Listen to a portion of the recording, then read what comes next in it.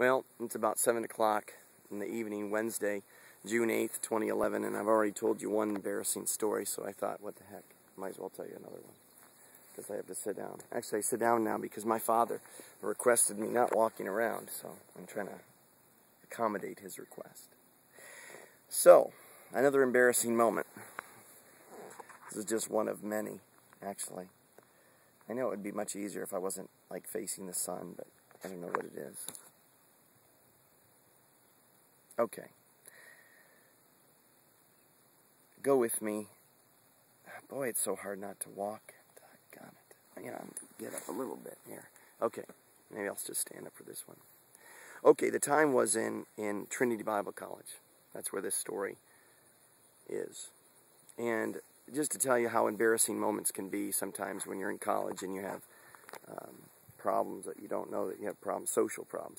Your social cues are all off. You know, you don't, you see one person do something and then you realize, well, you figure you could do the same thing, right? Well, sorry, Dad. I'm trying to do one sitting down, but I just can't. It's hard. It's hard, you know, so I'll kneel. How's that? Compromise. Okay, so I'm in Trinity Bible College, and during that time, I about have one friend named Johnna D. Johnson. That's a whole story in of itself. Met her in a laundromat. I was like, just kicking up my shoes and saying, basically, would you be my friend? And she didn't know what she had in store for her. But anyway, so she became my friend. And that started a 20-year drama series for her, maybe. Anyway, this story kind of involves her just because people would go to her when I did something stupid, and this was one of those times. So, anyway, we were in Trinity Bible College, and this is in Allendale, North Dakota. And now this is an Assemblies of God college, so you have to understand Assemblies of God people, they have different practices. Sometimes they'll break out in songs, sometimes, you know, but there's all these unwritten rules that I didn't know of. I just thought, you know, they were really being carried by the Spirit. Well, sometimes they weren't. They were just, you know, they had their own politics going on that I didn't know about. But there again, I'm not going to hear about debating about church politics. But this is the story.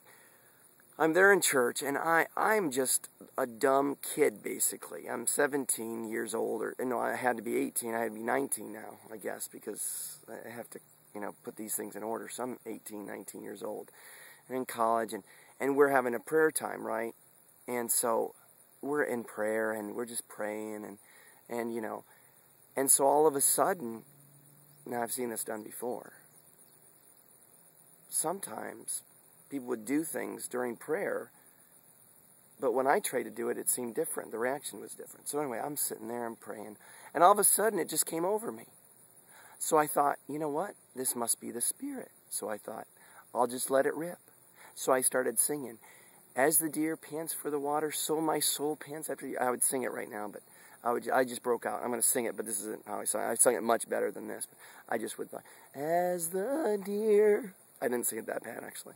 But I actually belted it out. And probably was off-key about everything. So I sang this whole thing. As the deer pants for the water, so my soul pants after you, O Lord. And I was really meaning it from all my heart. So you know what I actually thought in my mind? Well, the whole congregation was going to just come in and support their dear brother. And everyone's going to sing along. As the deer panteth for the water, so my soul. And you know what? So anyway, through one chorus and two now, I find out later someone's bumping my friend Johnna D, saying, what is he doing? I never knew I was supposed to be embarrassed by this. I just really thought, I was like, golly, I guess the Spirit's not moving on everybody else. It's just moving with me.